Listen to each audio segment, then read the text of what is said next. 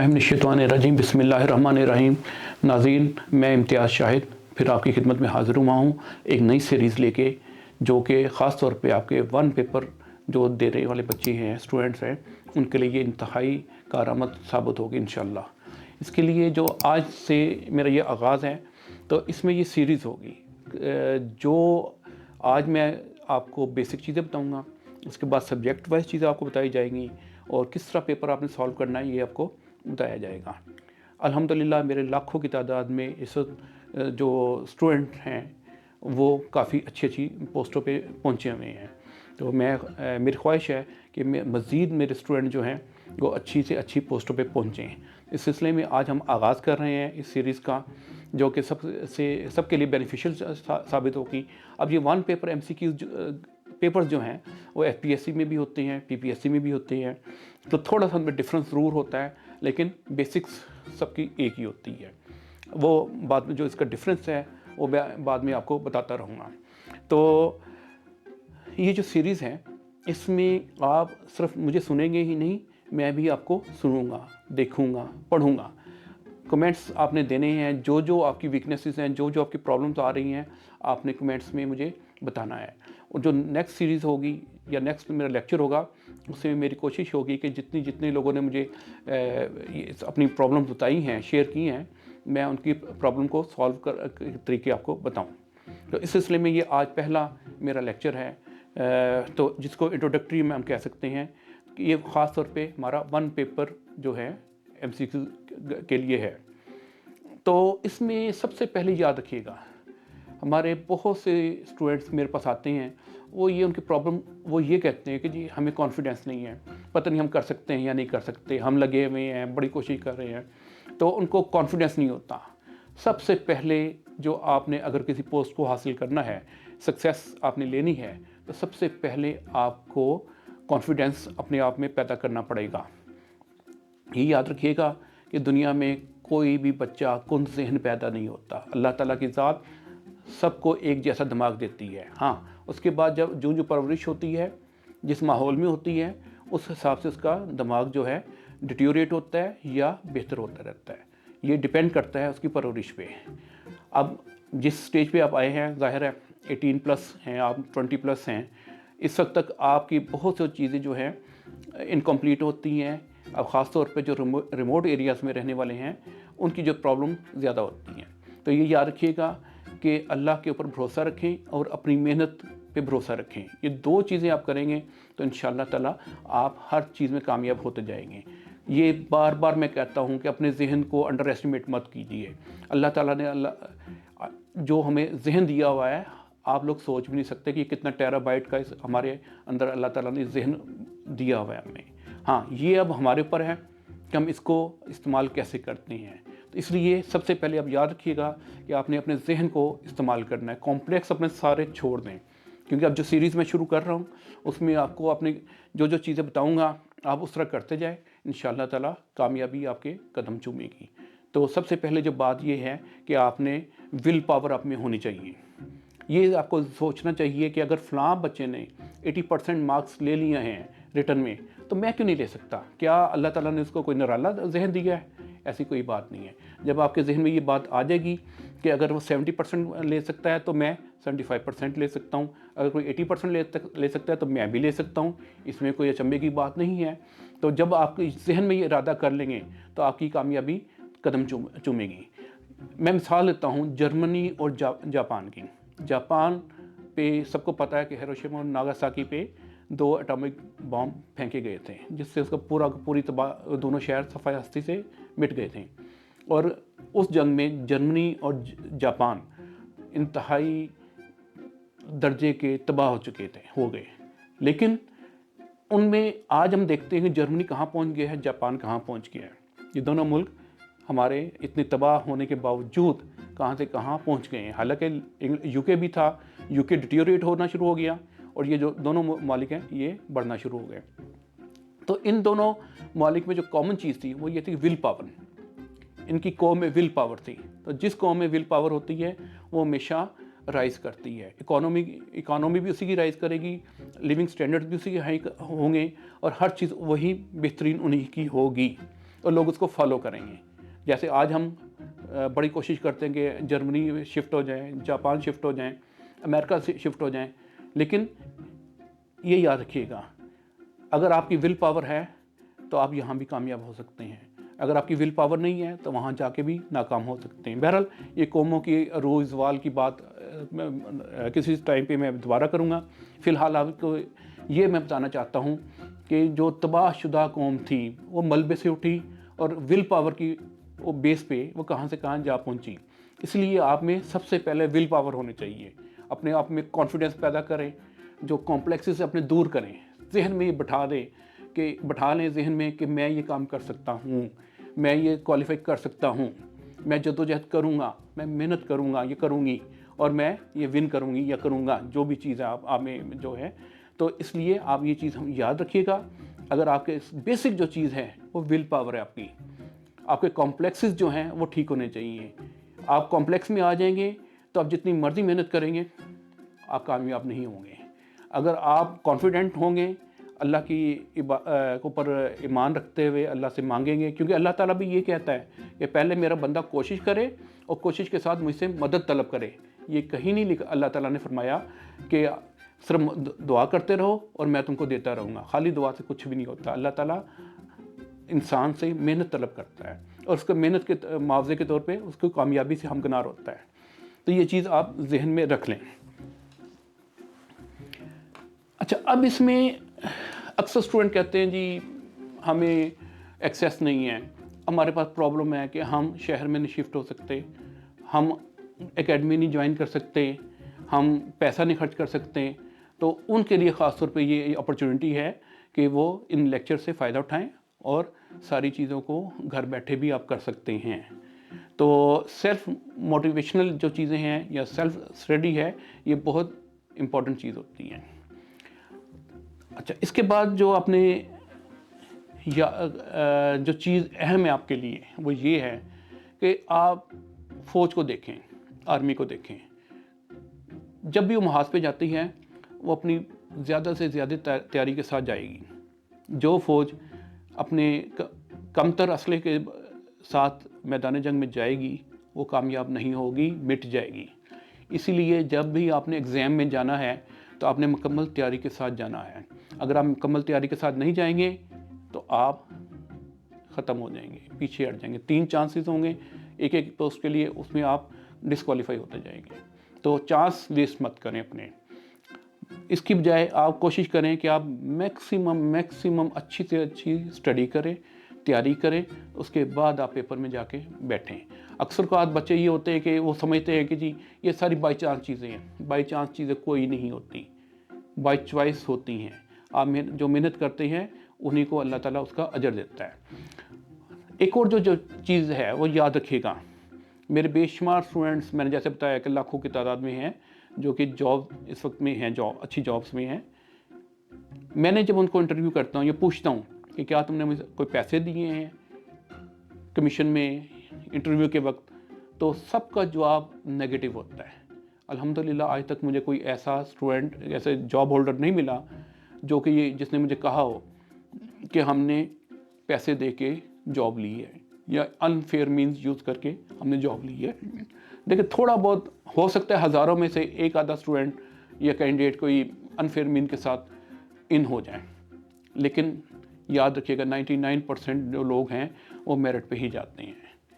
ये आप जहन में बिठा लें। तो जब मेरिट पे जाते हैं तो फिर आपने भी मेरिट पे जाना है। तो मेरी कोशिश यही होगी कि मैं आपको मेरिट अचीव करना सिखाऊं। तो इसके लिए जो असलहे की मैं बात की थी, वेपन्स की बात की थी, जब फौज जाती है तो सबसे पहले उसकी तैयारी होती है। इसी तरह आपने भी तैयारी करनी है भरपूर तरीके से। अब ये याद रखिएगा, पेपर से 1 महीना 2 महीने पहले किताब कोई लेके पढ़ के कामयाबी हासिल करना मुमकिन नहीं रहा। आज से कोई 1 साल पहले तक ऐसी चीज़ें होती थी कि पेपर पास पेपर लोग पढ़ लेते थे और उसी से काफ़ी परसेंटेज थी आ जाती थी। तो अब थोड़ा सा तब्दील हो गया है। अब उन्होंने ये किया है कि पास पेपर के क्वेश्चन तो पूछते हैं दोबारा, लेकिन कुछ सवालों को वो मॉडिफाई कर लेते हैं। उसकी इबारत तब्दील कर लेते हैं या उसका सेंस उसको तब्दील करके आपसे पूछ लेते हैं। और अक्सर स्टूडेंट या कैंडिडेट ये समझते हैं कि यार ये तो नया क्वेश्चन है, हालांकि नया क्वेश्चन इतना नहीं होता।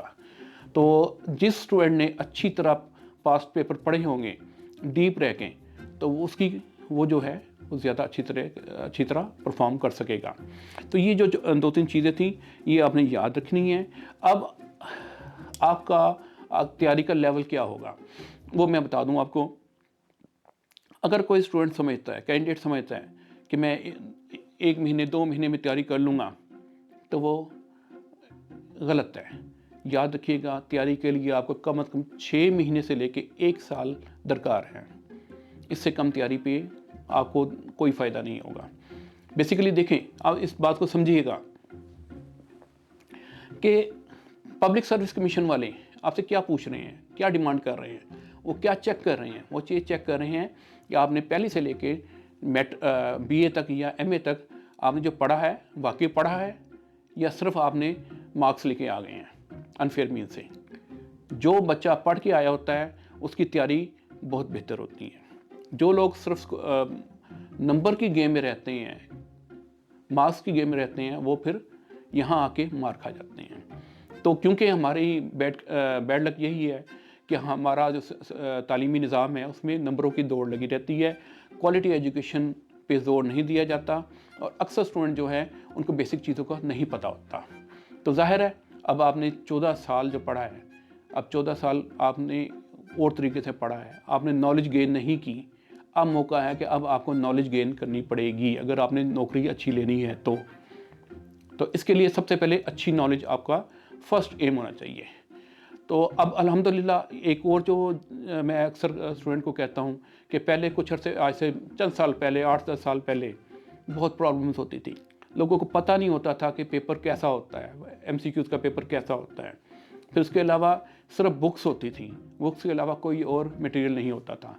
आज आपको अल्लाह ताला ने बहुत ज़्यादा सहूलतें दे दी हैं जिसमें ना सिर्फ आपको किताबें भी अवेलेबल हैं, अच्छी किताबें अवेलेबल हैं, बल्कि उसके अलावा आपके पास इंटरनेट मौजूद है जो कि आपका बहुत बड़ा ख़जाना है। लेकिन उसको यूज़ करने का तरीका आपको आना चाहिए।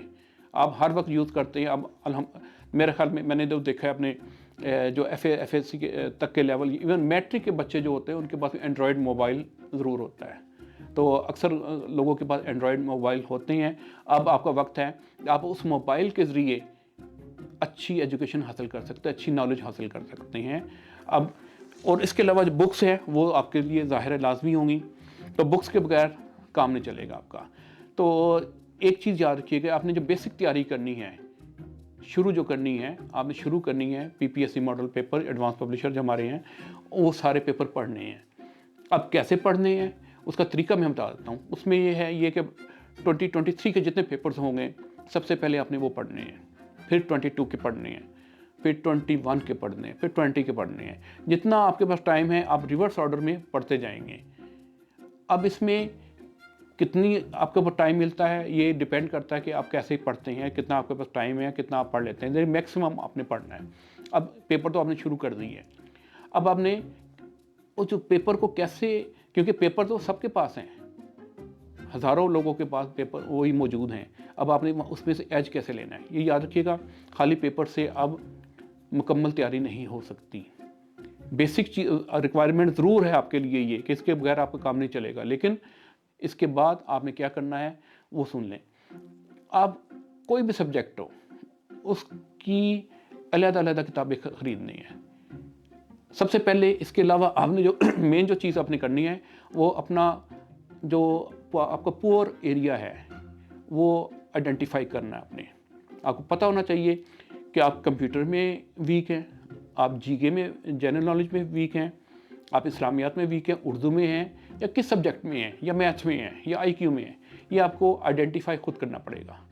जब आप आइडेंटिफाई करेंगे तो उस सब्जेक्ट में आपने ज़्यादा तवज्जो देनी है, ज़्यादा बुक्स लेनी है उससे। ये याद रखिएगा कि आपके कैरियर का सवाल है। अगर आप कोई 10-15-20 हज़ार की भी किताबें ले लेंगे, मुझे मालूम है कि बहुत मुश्किल हुआ है लोगों के लिए महंगाई के बाइस, तो मुश्किल से मुश्किल होता जा रहा है किताबें परचेज़ करना। लेकिन जहाँ आप तमाम ज़रूरियात अपनी पूरी करते हैं। खाना खाने की, रोटी भी इतनी महंगी, हर चीज़ महंगी हो गई है।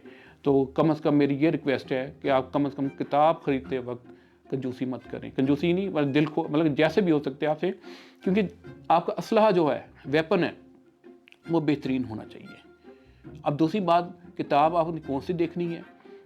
बहुत सी किताबें आपको मिलेंगी, आप कहेंगे, आपको लगेगा यार ये किताब आसान है, ये किताब छोटी है, तो अक्सर लोग उसी को मेरिट बना के वो किताब खरीद लेते हैं। तो यहीं से सबसे पहले सीढ़ी का उनका जो पहला जीना है, पहले सीढ़ी का पहला स्टेप है, आप गलत उठाते हैं। इसके लिए आप याद रखिए, ये किताब की सिलेक्शन आपने इस तरह करनी है, जो किताब मोटी होगी या जिसमें ज़्यादा मैटर है वो आपके लिए ज़्यादा बेनिफिशियल होगी। जहाँ आपको मुश्किल लगती हैं चीज़ें, आपने वही किताब लेनी है। आसान चीज़ों वाली किताबें आपको फ़ायदा नहीं देंगी, क्योंकि वो बेसिक चीज़ें होती हैं, उसमें क्वालिटी नहीं होती। आप क्वालिटी बुक ले, ये ना हो कि आप पहले गलत किताब लेके वही पढ़ते रहें और बाद में पता चले कि आपने मेहनत भी की है लेकिन कामयाबी नहीं हुई। तो इसलिए किताब जो है, किताब की सिलेक्शन बहुत अहम है, बहुत अहम है, बहुत अहम है। ये मैं बार बार कह रहा हूँ, इसमें आपने कोई कॉम्प्रोमाइज़ नहीं करना। दूसरी बात ये है कि अक्सर का लोग कहते हैं जी फ़लाँ किताब ले लो, फ़लाँ किताब ले लो, फ़लाँ किताब ले लो। मैंने वो कहता, यानी कि उसमें आप सुने सबकी, लेकिन जब आप किताब लेने जाएं, आप कंपैरिजन करें दूसरी किताबों के साथ। जहां बुक सेलर को कहें कि इस्लामियात की किताब अगर आपने लेनी है तो इसमें कौन कौन सी किताबें हैं, आप उसको चेक करें कि ज़्यादा मैटर, ज़्यादा बेहतर कहाँ है। आपने वो खुद अपनी सिलेक्शन करनी है। बाज़ का दुकानदार भी आपको मिसगाइड करते हैं, जिसमें उसका ज़्यादा कमीशन होगा किताब में, वो किताब आपको देने की कोशिश करेगा। आपने इस झांसे में नहीं आना। तो इसलिए किताब अपने जहन के मुताबिक सोच के लें। ये जो, इसके अलावा आपने जो मवाद लेना है वो है इंटरनेट। इंटरनेट आपके लिए बहुत बड़ा ख़जाना है। आप मैथ ख़ास तौर पे आपने, क्योंकि मैथ की जो चीज़ें हैं इतनी ज़्यादा अवेलेबल नहीं है, तो आपने मैथ जब भी करना है उसके लिए आपको बहुत अच्छा सोर्स है इंटरनेट। इंडियन वेबसाइट्स हैं और एशियन, कोशिश की अगर जो इंडियन और वह ये पाकिस्तानी उसके वहाँ रहें, क्योंकि आपको अमेरिकन, ब्रिटेन, वो वहाँ का मैटर नहीं चाहिए, वहाँ क्वेश्चन नहीं चाहिए, वहाँ का लेवल नहीं चाहिए। आपको पाकिस्तान और इंडिया का मैटर, जो हमारा लेवल चल रहा है, आपको वो चाहिए।